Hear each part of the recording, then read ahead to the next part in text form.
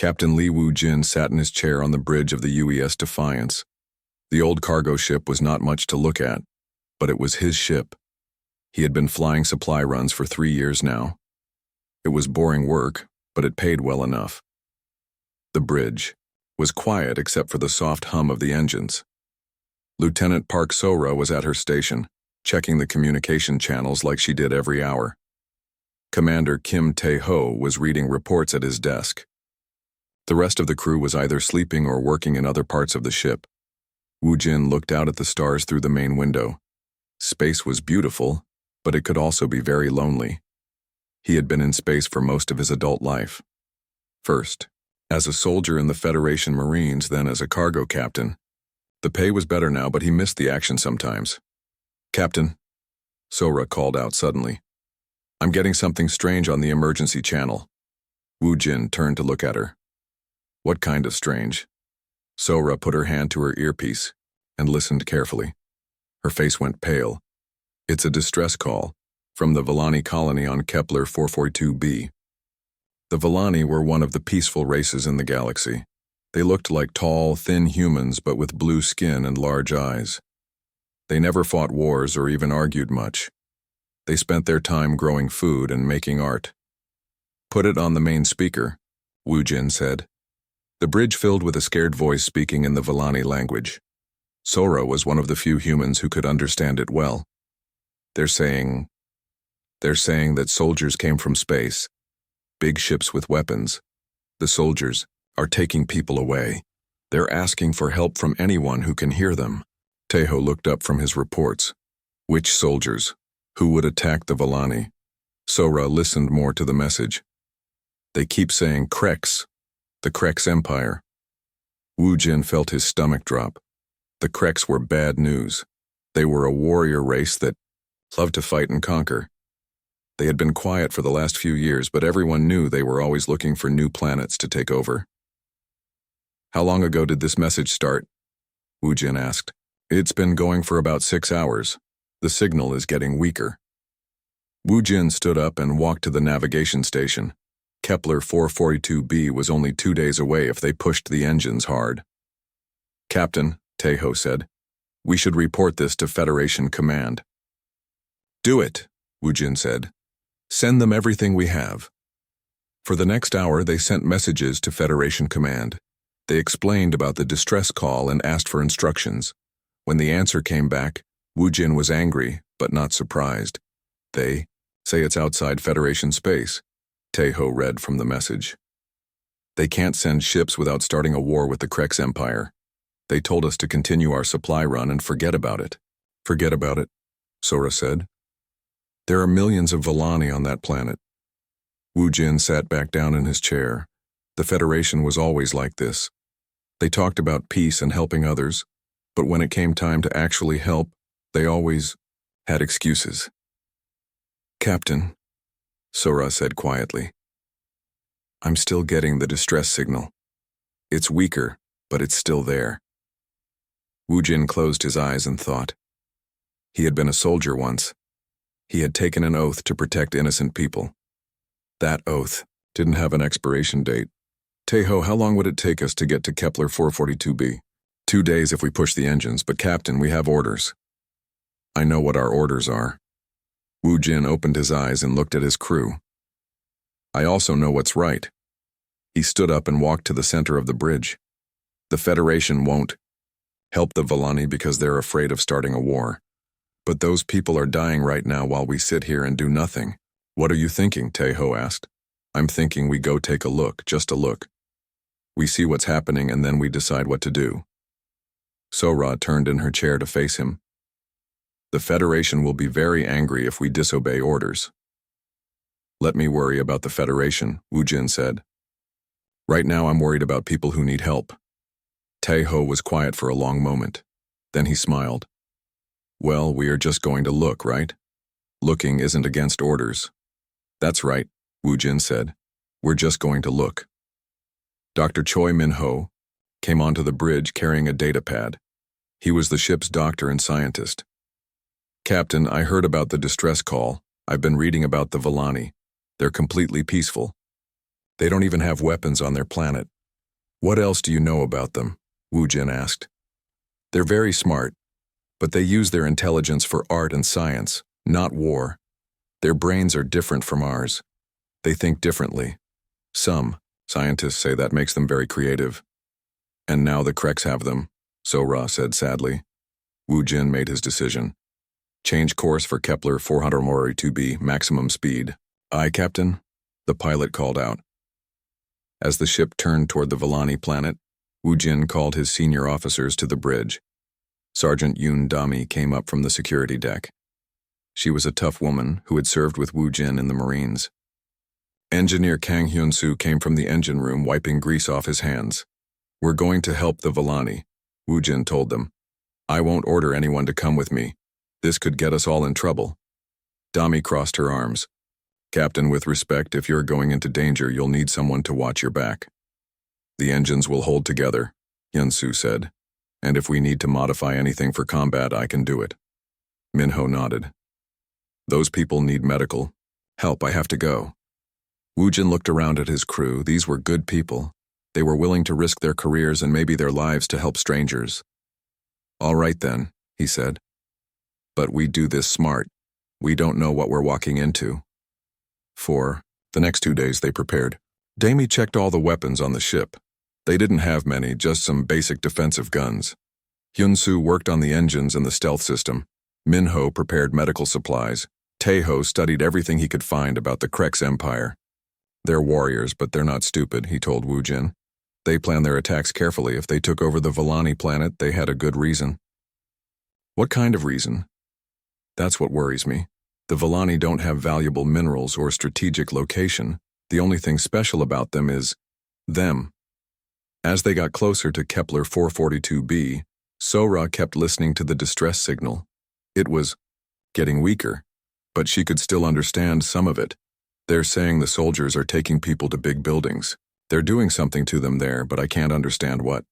Experiments, Taeho said grimly. The Kreks love to experiment on other races. When they finally reached the edge of the Kepler 442b system, Wu Jin ordered the ship to stop. They turned on the stealth system and slowly moved closer to the planet. What they saw made them all feel sick. There were 6 large Kreks warships in orbit around the planet. Each one was twice the size of the Defiance. On the planet's surface, they could see fires and smoke. The beautiful Villani cities were being destroyed. Dear God, Minho whispered. Wu Jin stared at the scene below. He had seen war before, but this was different. This was slaughter. Captain, Sora said, I'm not getting any more distress signals. Because there's no one left to send them, Dami said angrily. But Wu Jin wasn't ready to give up. Scan for life signs. If there are survivors, we need to know where they are. The scan took several minutes. When it was done, Hyun-soo looked up with tears in his eyes. There are still life signs on the planet. Thousands of them. But they're all in one area, near what looks like a big complex of buildings. A prison camp, Taeho said. Wu Jin stood up. 1 small cargo ship against 6 warships. It should have been hopeless. But as he looked at his crew, he realized something. They weren't going to run away, none of them. They were going to fight. Sora, can you send a message without the Kreks detecting it? I think so, Captain. Good. Send a message to every human ship, every human colony, every human military unit you can reach. Tell them what's happening here. Tell them the Villani need help. What should I tell them to do? Wu Jin looked out at the burning planet below. Tell them to come ready for war. 6 months after the plague crisis, Kepler 442c had become the most famous medical research center in 3-star systems. Ships came from dozens of worlds, bringing patients with diseases that no one else could cure. They came because they had heard the legend of what happened when humans decided to help. Dr. Hana Kim, now director of xenobiological medicine, stood in her new office looking out at the transformed colony. Where there used to be simple buildings, now there were gleaming research towers. Where there used to be basic hospitals, now there were advanced medical centers that could treat any disease known to science. Director Kim, said her assistant, bringing her the daily reports. We have requests for help from 12 different worlds today. What kinds of problems?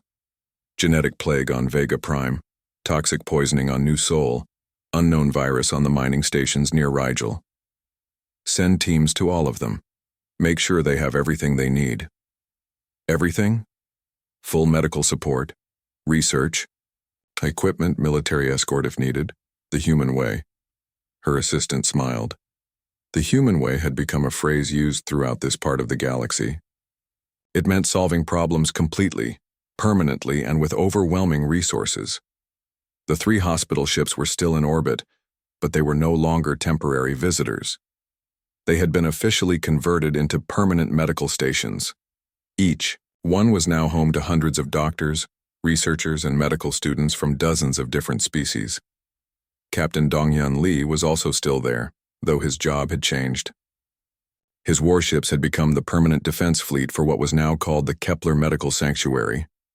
Pirates, raiders, and hostile governments knew better than to threaten the medical station that was protected by human military power. "Captain," said his communications officer, "we have 3 more ships requesting permission to enter the system." "What kind of ships?" "Medical transport from the Tau Ceti colonies, research vessel from the Altaran Academy, and—" The officer paused. Diplomatic ship from the Vegan Confederation." "The Vegans, what do they want?" "They're asking if we can help them set up their own medical sanctuary using human methods." Captain Lee smiled. "Send word to Admiral Choi. I think the human way is spreading." On the planet's surface, Wusung Kang was finishing his report on the Wei Kepler incident for Earth government. His job as liaison officer had grown into something much bigger. He was now the coordinator for human medical aid throughout this region of space. "The economic impact has been remarkable," he wrote. "What began as an emergency medical response has become a self-sustaining medical and research economy. The Kepler system now produces advanced medicines for export, conducts cutting-edge research that benefits dozens of species, and serves as a training center for medical personnel from across the galaxy. The military impact has been equally significant. The presence of a permanent human fleet in the Kepler system has effectively eliminated piracy in a 50-light-year radius. Trade routes are safer, colonies feel more secure, and 3 different conflicts have been prevented by diplomatic intervention from the medical sanctuary. The social impact may be the most important of all. The phrase calling for human help has entered the common language of most species in this region. It means asking for aid that will completely solve a problem, not just temporarily fix it. Elder Do-Hyun Shin was reading a similar report in his office. As the elected leader of what was now called the Kepler 442c Medical Federation, he had watched his small colony become the center of interspecies cooperation. "Jiho," he said to Jiho Park, who was now Minister of Interspecies Relations, "you remember what we asked for 6 months ago? 50 doctors and some basic medical supplies. And what did we get?" Jiho looked out the window at the massive research complex, the orbital medical stations, the warships protecting the system, and the hundreds of ships from other worlds bringing patients and students. "We got a miracle, and it became permanent." Kardi. That moment, Jae-Hyun-Oh was putting the finishing touches on his book. He had spent 6 months studying human behavior, and his conclusions had surprised even him. "The human paradox," he wrote, "is not really a paradox at all. Humans are not both peaceful and warlike. They are protective. They fight against anything that threatens the people they care about, whether that enemy is a hostile army, a deadly disease, or simply ignorance and suffering. When humans say they come in peace, they mean they come with the power to enforce peace. When they offer to help, they mean they will solve problems completely. When they make friends, they mean they will protect those friends with their lives. This is why human medical aid comes with military escorts. This is why human doctors work like soldiers. This is why human help seems like overkill. Because to humans there is no difference between protecting someone from an enemy army and protecting them from a deadly plague. Both are threats to people they care about, so both must be defeated completely. The galaxy is learning to understand this about humans. When you ask for human help, you don't just get help, you get partnership. You don't just get aid, you get protection. You don't just get temporary relief, You get permanent solutions. Some species find this overwhelming, but most species find it wonderful. In a galaxy full of dangers, having friends, who will always come when you call, who will always bring more help than you need, and who will always stay until the problem is completely solved. That is the greatest gift any species could ask for. Admiral Minho Choi was in his office on Earth when he received a message that made him laugh out loud. "Admiral," his aide said, "urgent message from the Proxima Centauri colonies. What's the problem now?" "Food shortage emergency, sir. Crop failure on 3 planets. They're requesting immediate agricultural assistance." Admiral Choi looked at the message, then at his aide. "Agricultural assistance?" "Yes, sir." "And knowing how humans respond to emergencies, what do you think they expect us to send?" His aide thought about this. "Probably some farming experts and basic equipment." "And what are we actually going to send?" His aide's eyes went wide. "Oh no, we're going to send the entire agricultural corps, aren't we?" "Probably, plus the terraforming fleet, plus research ships, plus transport vessels, plus military escort. To solve a food shortage?" "To solve food shortages permanently across multiple star systems, with enough capacity to handle future crop failures before they become emergencies. The human way?" The human way? Admiral Choi was already making plans. "Contact the Agricultural Corps. Tell them to prepare for full deployment. Contact the terraforming fleet and tell them the same. Contact Earth's university system and tell them we need agricultural experts, soil scientists, climate specialists, and ecological engineers." "How many, sir?" "All of them." The aide paused. "Sir, are you sure that's not overkill?" Admiral Choi thought about the reports from Kepler 4042c. 3 hospitals had become permanent medical stations. 12 warships had become a permanent defense fleet. 1 emergency medical response had become a medical sanctuary that served dozens of worlds. "Lieutenant," he said, "6 months ago we sent medical aid to 1 small colony. Today that colony is the medical center for this entire region of space. They're healthier, safer, and more prosperous than they ever dreamed possible. So overkill is good? Overkill is kindness. When you care about someone, you don't give them just enough help to get by. You give them enough help to thrive. And when the Proxima colonies ask for food aid, we don't just feed them, we make sure they never go hungry again. We don't just solve their current problem. We prevent all future problems. We don't just help them survive, we help them prosper." The message was sent throughout the galaxy by faster-than-light communication. Within hours, species on dozens of worlds knew that humans were preparing another rescue operation. On a trading station near Rigel, 2 alien merchants were discussing the news. "The humans are sending aid to Proxima," said one. "Food shortage? That's what started it. By the time they're done, Proxima will probably be the agricultural center of the galaxy." "Just like Kepler became the medical center?" "Exactly. Humans don't just help, they transform. Is that good or bad? For the people receiving help? Very good. For their enemies? Very bad. For the rest of us? We get to watch the galaxy become safer, healthier, and more prosperous every time humans decide to help someone." Back on Kepler 442c, Dr. Soyeon Han was training a new class of medical students. They came from 12 different species, but they were all learning human-style medicine. "Remember," she told them, "when you treat a patient, you don't just treat their symptoms. You heal them completely. When you respond to an epidemic, you don't just contain it. You eliminate it permanently. When you help a colony with medical problems, you don't just solve their current crisis. You make sure they never have medical crises again." A young student raised her hand. "Dr. Han, isn't that expensive?" "Yes." "Isn't it excessive?" "Yes." "Then why do we do it?" Dr. Han smiled. "Because the alternative is letting people suffer when we have the power to help them. Because the alternative is doing just enough to get by, instead of doing enough to make sure the problem never comes back. Because when you have friends, you protect them completely." Another student asked, "But what if we can't afford to help everyone that much? Then we find a way to afford it, we share resources, we work." Dr. Soyeon Han stood in the main planning room of the Soul's Pride, looking at a list that made her shake her head in amazement. "Read it again, Dr. Jang," she said. Dr. Kyungmin Jang looked at his tablet. What the Altarans asked for: 50 medical specialists, basic research equipment, and standard vaccines.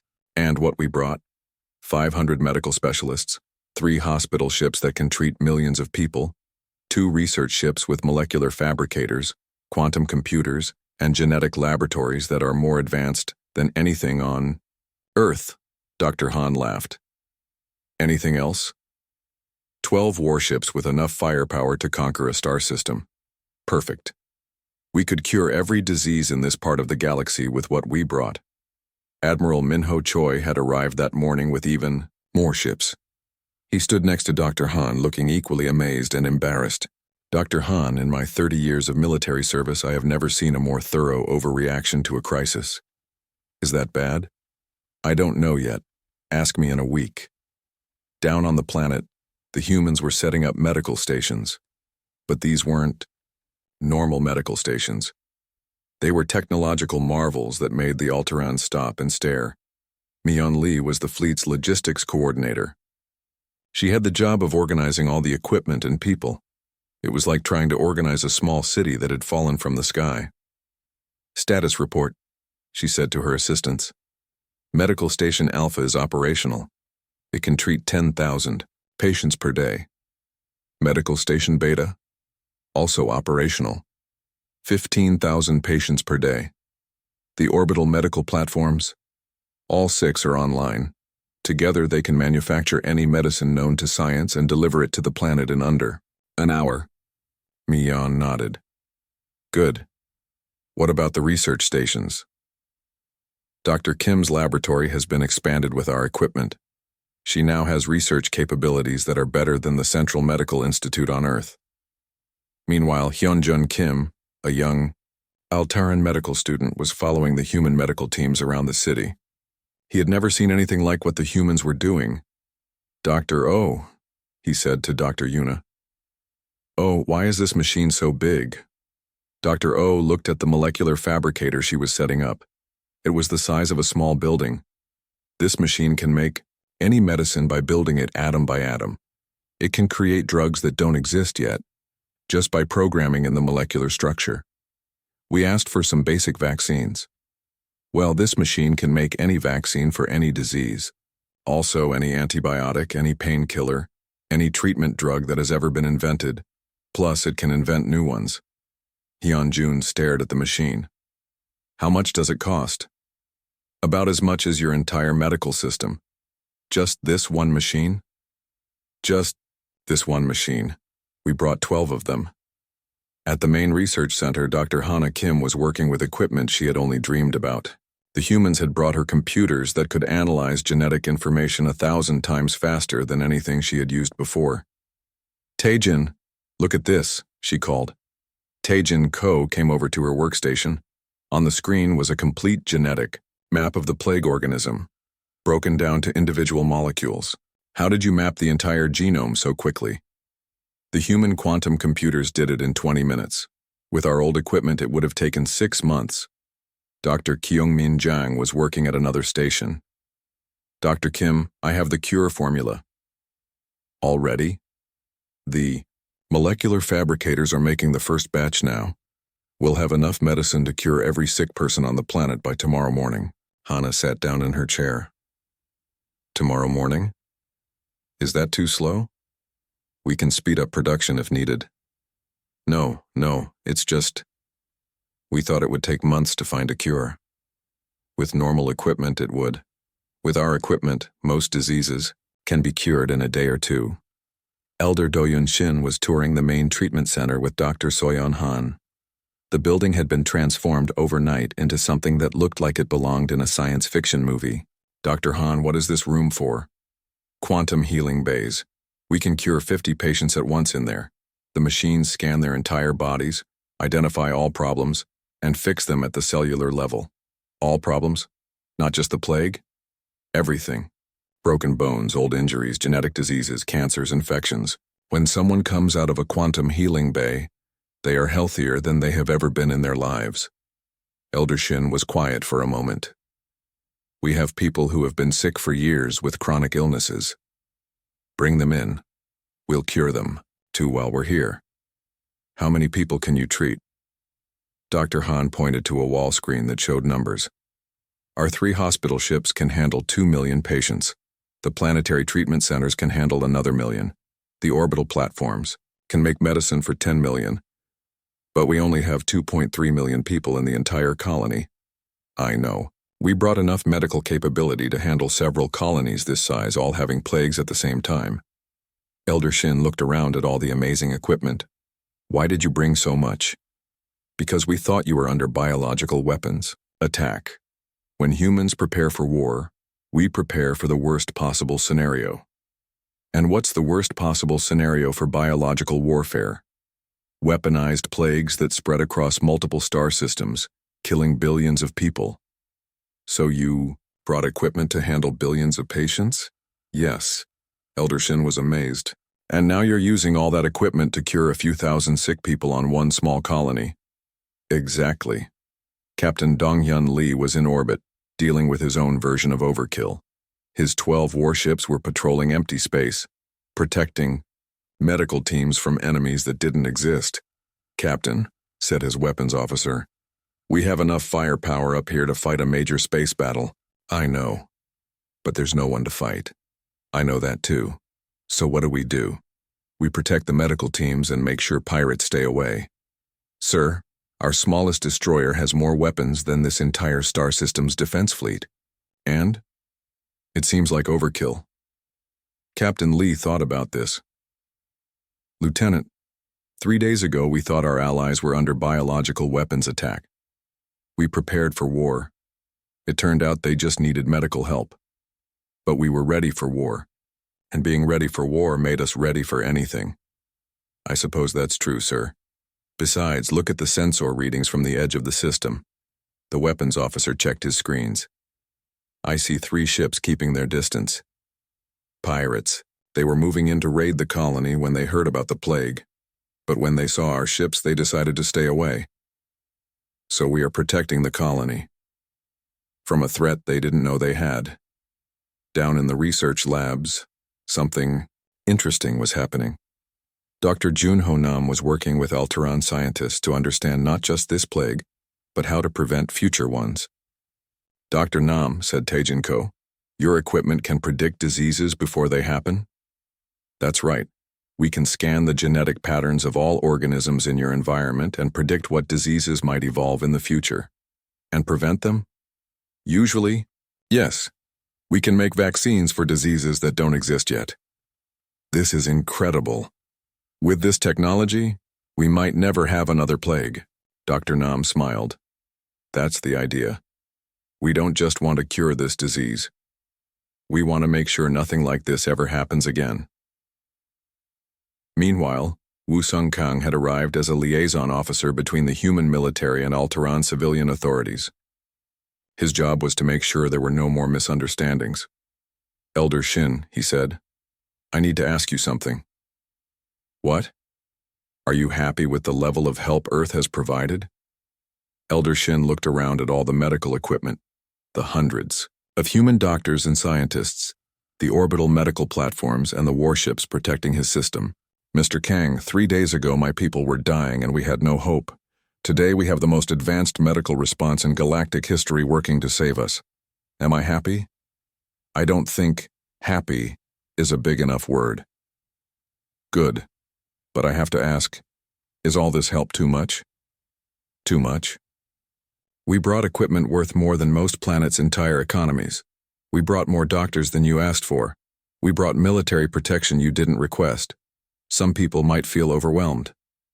Elder Shin thought about this carefully. Mr. Kang, when someone is drowning, do they complain if the rescue boat is too big? I suppose not. When someone's house is on fire, do they complain if the fire department brings too much water? No. When someone's people are dying from a plague, do they complain if too many doctors come to help? Woo-sung smiled. I see your point. Besides, Elder Shin continued, your people didn't just bring help, they brought hope. They brought the message that when friends are in trouble, help will come. Maybe more help than needed, but help will come. That evening, Dr. Hana Kim was looking at the treatment statistics. The numbers were amazing. Taejin, look at this. Yesterday, 58,000 people were sick. Today, only 12,000. The cure is working that fast? With the human equipment, yes. At this rate, everyone will be cured by tomorrow night. A plague that was going to kill our entire colony, cured in 3 days, with equipment that could cure plagues on 50 colonies. They stood in comfortable silence for a moment, watching the human medical teams work with quiet efficiency. Hana, Taijin said, I think I understand something about humans now. What? They don't just help. They solve problems completely. Forever, with no chance of the problem coming back. You think so? Look around, they didn't just bring medicine for... The Earth fleet dropped out of hyperspace in perfect formation. 12 warships arranged themselves in a protective circle around the 3 massive hospital ships and 2 research vessels. To anyone watching from the planet, it looked like an invasion. Captain Dong-Yun Lee stood on the bridge of Seoul's Pride, looking down at the blue and green world below. It was a beautiful planet, peaceful and quiet. It didn't look like a place where 50,000 people were dying from a terrible plague. All ships report ready, Captain, said his first officer. Good. Begin landing procedures for the medical teams. On the planet's surface, Elder Do-Hyun Shin watched the sky through his office window. The Earth ships were so big they blocked out the sun in some places. He had never seen so many warships in one place. They say they come in peace, he said to Jiho Park, who stood beside him. Humans always come in peace, Jiho replied, but they also always come prepared for war. That's what worries me. The landing ships from the Earth fleet were huge. Each one was the size of a building and carried dozens of people in strange white suits that made them look like walking ghosts. Dr. Soyeon Han was in the first landing ship. She wore a full protection suit because she still thought the plague might be a biological weapon. Through her helmet, she could see the Altaran city below. It looked sick, empty streets, closed buildings, and the smell of fear in the air. Dr. Han, said Dr. Kyungmin Jung through the radio, the sensors show the plague is everywhere in the city. How bad? Worse than we thought. 53,000 sick now, and the number is growing every hour. The landing ship touched down in the main plaza of the city. The doors opened with a loud hiss and white steam came out. To the Altarans watching, it looked like something from a horror movie.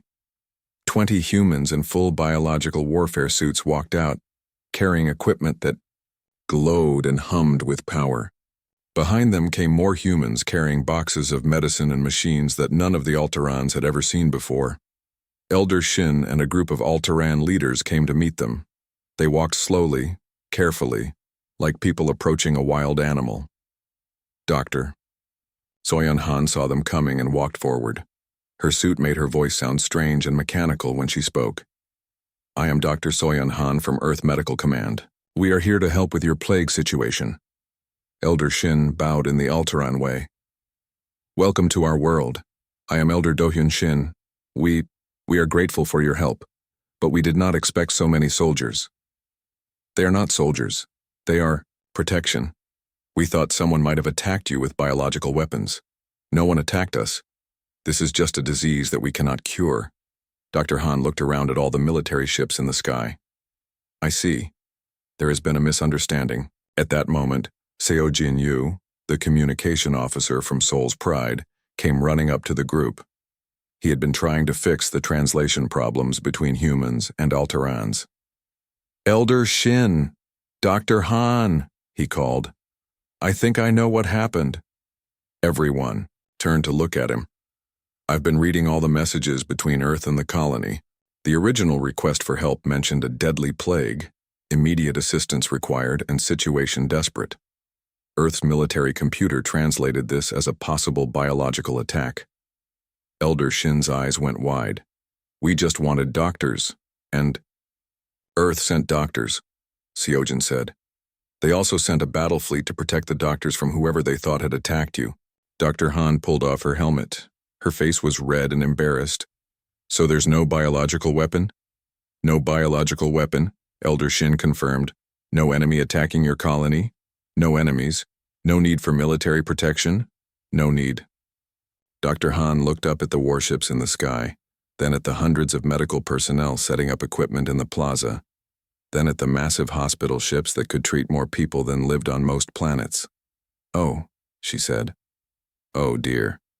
But, before anyone could say more, Dr. Hana Kim came running across the plaza. She had been working without sleep for 4 days and looked terrible, but her eyes were bright with discovery. Dr. Han, you're from Earth Medical Command? Yes. I think I know what caused this plague, and I think I know how to cure it, but I need your help. Dr. Han forgot about the embarrassment of bringing too many warships. Tell me everything. Hana led the group to her laboratory. Inside, she showed them computer screens full of genetic data. The plague organism has DNA from 2 sources. One part is from here, on our world, but the other part. She pointed to a section of the genetic code. This part is from Earth. From Earth? Dr. Han leaned forward to look. It's a bacteria that lives in human digestive systems. Harmless to humans, but when it mixed with local organisms here, it became deadly to Altarans. Elder Shin looked worried. You mean humans brought this plague to our world? Not on purpose, Hana said quickly. It was an accident. But yes, the plague started when Earth bacteria mixed with local life forms. The room was quiet for a moment. So, Dr. Han said slowly, Earth accidentally caused the plague, then sent a massive fleet to cure it? That's right. And we brought enough medical equipment to handle plagues on 50 worlds for a problem that we accidentally caused ourselves? Yes. Dr. Han started laughing. It wasn't a happy laugh. It was the kind of laugh people make when something is so ridiculous they don't know whether to cry or scream. Dr. Han? Hana asked. Are you all right? We brought 3 hospital ships, 2 research ships, and 12 warships to clean up our own mess. Do you know how embarrassing this is? But Dr. Junho Nam, the fleet's chief medical officer, had joined them and heard the conversation. He was not embarrassed at all. Embarrassing? He said. This is perfect. Everyone looked at him. Think about it. We accidentally caused the problem, so we're responsible for fixing it. And we brought enough equipment to fix it 10 times over. We can cure this plague in days instead of months. Dr. Kyungmin Jang was setting up one of their advanced analysis machines. Dr. Nam is right. With our equipment, I can synthesize a cure in 6 hours. With local equipment, it would take weeks. Elder Shin was amazed. 6 hours? Maybe less. Our ships have molecular fabricators that can make any medicine we need. We have genetic scanners that can analyze the plague down to individual atoms. We have treatment bays that can cure 1,000 people at once. Taejin Ko, who had been quiet during all this, finally spoke. Why did you bring so much equipment for one plague? Dr. Han looked embarrassed again. Because we thought you were under attack. When humans think their friends are in danger, we bring everything we have. Everything? Everything. The 3 hospital ships up there? Each one has medical equipment worth more than your entire colony. The research ships have laboratories that are more advanced than anything on most planets. And the warships. She looked up at the sky. The warships could protect this entire star system from invasion. Elder Shin was quiet for a long moment. You brought all this because you thought we were in danger? Yes. Even though it would cost enormous amounts of money and resources? Yes. Even though you didn't know for sure that we were really under attack? Yes. You're our friends. When friends are in trouble, humans help. Sometimes we help too much, but we always help. Seojin Yu was still working on his tablet, reading through all the communication records. Elder Shin, there's something else you should know. What? 3 pirate ships and a military probe from the Vega Consortium were moving toward your system when we arrived. They left very quickly when our warships showed up. Elder Shin's eyes went wide. Pirates were coming here? They probably heard about the plague and thought your colony would be helpless. Easy target for raiding, but when they saw human warships, Seojin shrugged. Pirates don't fight Earth military ships. So the warships weren't completely unnecessary? No, sir. You needed medical help and you got it. But you also needed protection, and you got that too, even if you didn't ask for it. Dr. Hana Kim was amazed by all this. So Earth sent exactly what we needed, even though they didn't know we needed it? That's what humans do, said Jiho Park, who had been quiet during most of the conversation. I've lived with humans for 10 years. They always prepare for the worst situation they can imagine. Usually the situation isn't that bad, but sometimes being prepared for the worst turns out to be exactly right. Dr. Han was already planning the cure operation. We can set up treatment centers in every city on the planet. The hospital ships can handle the worst cases. The research ships can make sure the cure works perfectly. And the warships can keep pirates away while we work. How long will it take? Elder Shin asked. To cure everyone? 3 days, maybe 4. 3 days? Elder Shin couldn't believe it. With our equipment, it would take months. With our equipment, we could cure plagues on 10 worlds at the same time. Hana Kim laughed, but this time it was a happy laugh. You know what the funny part is?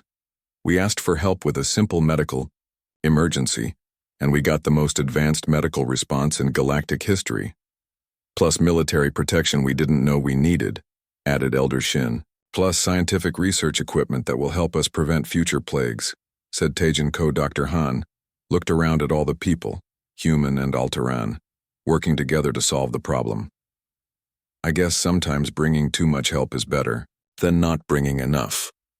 As the sun set on Kepler 442c, the great human fleet settled into orbit.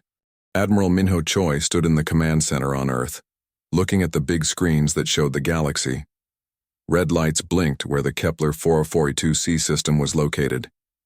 Each blink meant people were dying. How long until our ships arrive? He asked. 6 hours, sir, replied his aide, Lieutenant Yunwoo Choi. The admiral nodded. 6 hours felt too long when people were dying every minute, but it was the fastest they could move their ships. Tell me about Operation Mercy Strike again, he said. Lieutenant? Choi read from his tablet. 3 hospital ships, sir. Each one can treat 50,000 patients at the same time. 2 research ships with the most advanced laboratories in human space, and 12 warships to protect them. What kind of warships? 2 dreadnoughts, 4 cruisers, and 6 destroyers, plus fighter squadrons. Admiral Choi thought about this. It was enough military power to conquer a small star system. But if someone had used biological weapons on their allies, they needed to be ready for anything. Good. What about medical personnel? 500 doctors, sir, 2,000 nurses, 300 researchers, and Dr. Soyeon Han is leading the medical team. Dr. Han is the best we have. If anyone can stop this plague, she can. What Admiral Choi didn't know was that the Alterans had asked for 50 doctors, not 500. They wanted some basic medicine, not the most advanced medical fleet in human history. Dr. Soyeon Han was on the flagship Seoul's Pride, preparing for what she thought would be the most dangerous medical mission of her life. She wore a special suit that would protect her from biological weapons. Her team was ready for war. Dr. Han, said Dr. Kyungmin Jang, I've never seen medical equipment like this before. Soyeon looked around the medical bay. The room was full of machines that cost more than most planets made in a year. There were devices that could cure any known disease, machines that could make any medicine in minutes, and computers that could analyze a new plague faster than anything else in the year.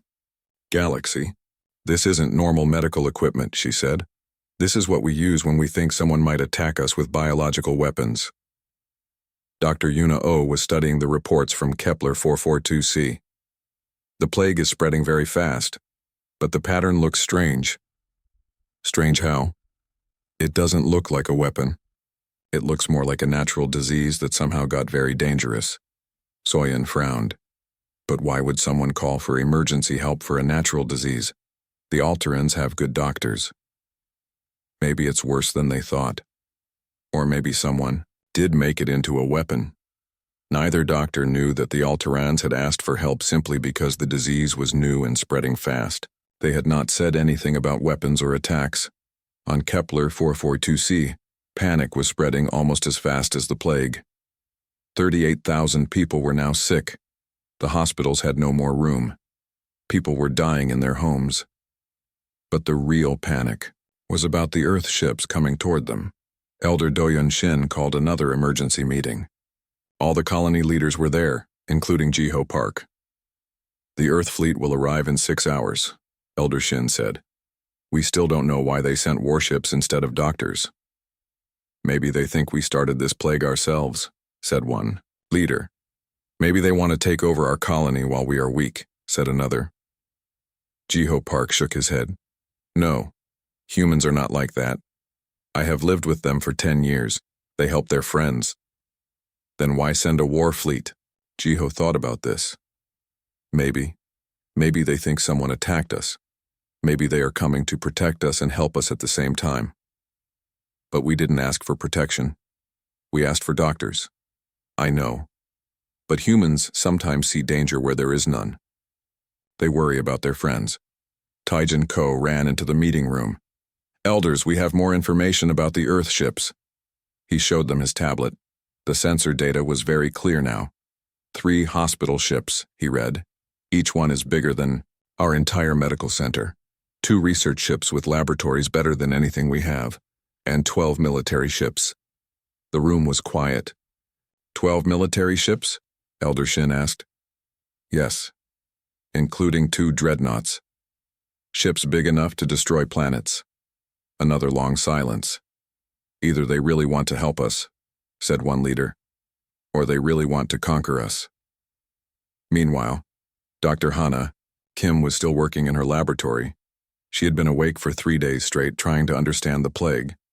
She was close to something important. Taijin, look at this, she called. Taijin Ko came over to her workstation. On the screen were genetic patterns of the plague organism. What am I looking at? The DNA of this disease. See this part here? It looks familiar. Taijin studied the pattern. I don't recognize it. It looks like something from Earth. A bacteria that humans carry but that doesn't make us sick. But this disease is killing everyone. Yes, but what if it's a Earth bacteria that changed? What if it mixed with something here on the colony and became dangerous? Taijin's eyes went wide.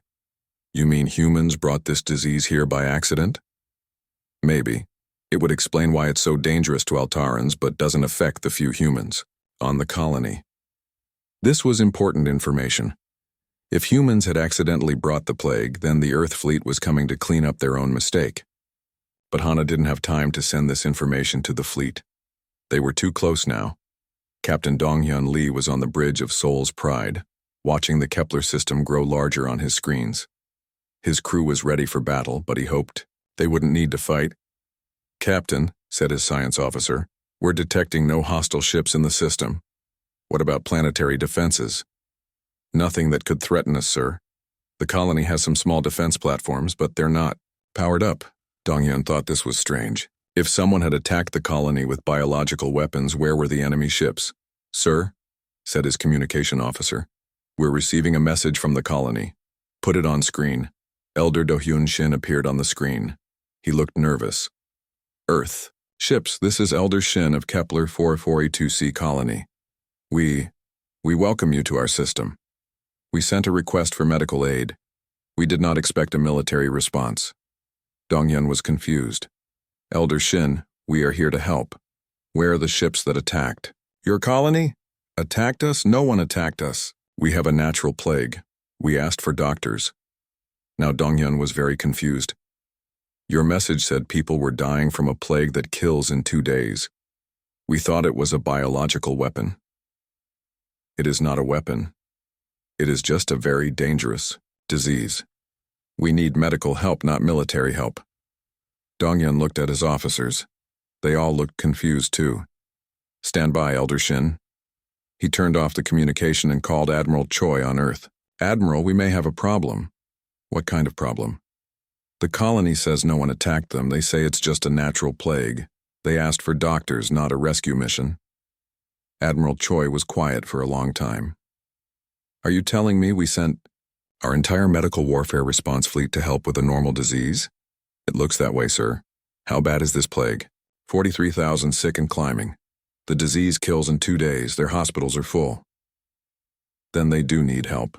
Just not the kind of help we thought. What should we do? Help them anyway. We brought enough medical support to handle 10 plagues. We might as well use it. But the damage was already done. The Alterans thought Earth had sent the invasion fleet. The humans thought they were responding to a biological weapon attack, and neither side completely understood what the other was thinking. Dr. Soyeon Han was preparing to go down to the colony surface when Captain Lee explained the situation to her. So there's no biological weapon? She asked. No, just a very bad natural plague. Then why did we bring all this military equipment? Because we thought someone had attacked our allies. Soyeon looked around at the massive medical bay, the advanced research equipment, the hundreds of doctors and nurses. Well, she said, I guess we're ready for anything now. Is all this equipment necessary for one plague? Soyeon laughed. We brought enough medical power to handle a plague across 10 star systems. For one colony, it's like using a battleship to swat a fly. But will it work? Oh yes. This plague won't stand a chance. As the Earth fleet moved into orbit around Kepler 442c, both sides were about to learn something important about human nature. When humans thought their friends were in danger, they brought everything they had. When humans offered to help, they didn't just help. They overwhelmed the problem with more support than anyone thought possible. The galaxy was about to witness the most overpowered medical response in history. Dr. Hana Kim wiped the sweat from her forehead as she looked at the test results again. The numbers were bad. Very bad. She had been working in the medical research lab on Kepler 442c for 3 years, but she had never seen anything like this. The lab was quiet except for the soft hum of machines. Her Alteran colleagues moved around like ghosts, their blue skin now pale with worry. They were tall beings, almost twice the height of humans, with long fingers that could work with tiny instruments, better than any human hand. But today, even their skilled hands shook. Dr. Kim, called Taejin Ko from across the room.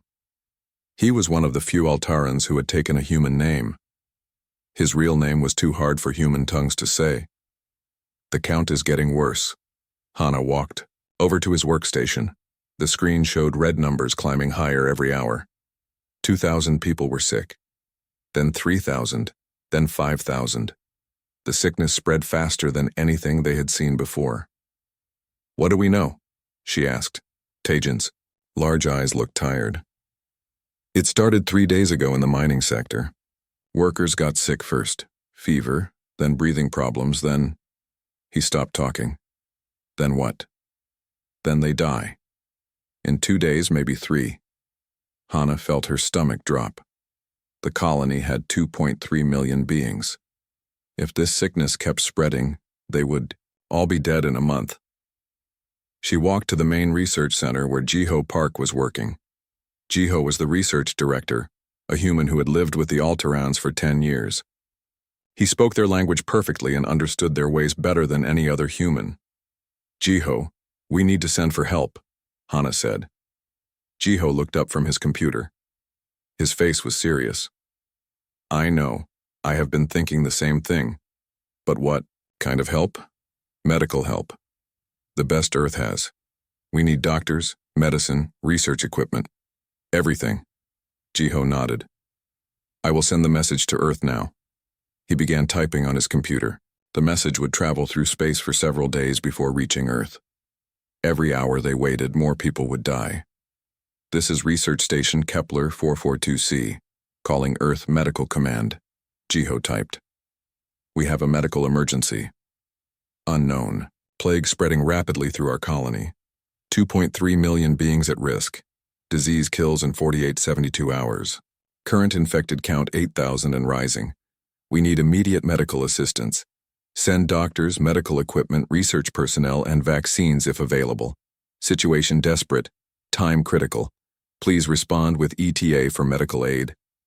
He looked at the message again, then added more details. Disease symptoms. High fever, respiratory failure, organ shutdown. No known cure. Standard treatments not working. Colony quarantined, but disease still spreading. Need advanced medical research capabilities. Request priority response. Jiho pressed send. The message shot out into space, traveling faster than light toward Earth.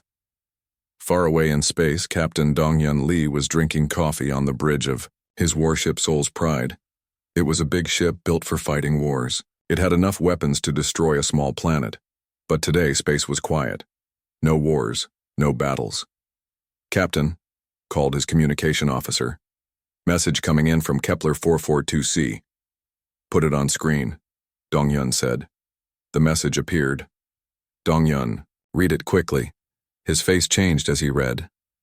Plague. 2.3 million at risk. Disease kills in 48 hours. He stood up fast. This sounds like a bioweapon attack. His first officer, Seojin Yu, looked worried. Should we call Admiral Choi? Yes. Now. Within an hour, Admiral Minho Choi was on a video call from Earth. He was an old man with gray hair and sharp eyes.